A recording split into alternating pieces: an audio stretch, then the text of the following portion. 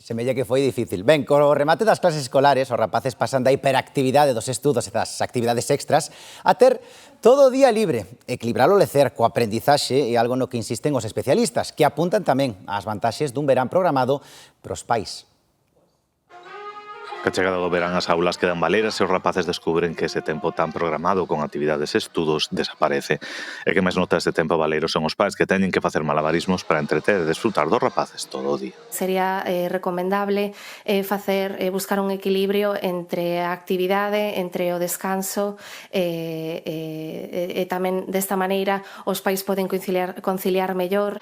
Entre deixar os nenos no parque ou vendo a televisión, moitos son os pais que aproveitan as actividades culturais de entidades públicas, como este contacontos de Cordel na Biblioteca Compostela Anxo Casal. A ir fora, a xogar, pero tamén está o tema das pantallas. Estes espazos proporcionanlles, penso, un momentiño para calmar e para distraerse das pantallas tamén.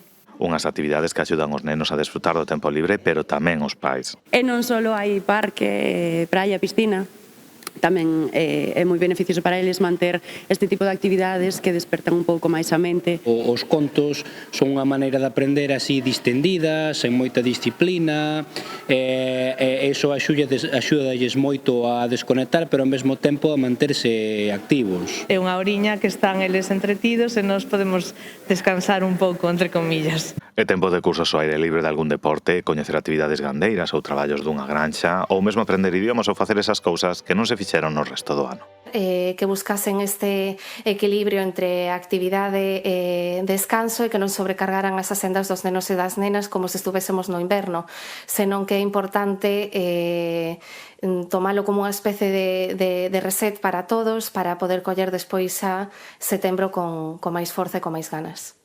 E non pasa nada se aparece o aburrimento, é fonte de creatividade e espontaneidade. Segundo os psicólogos, ademais, os rapaces van lembrar non tanto as actividades que fixeron no verán, senón o tempo que compartiron ca súa familia.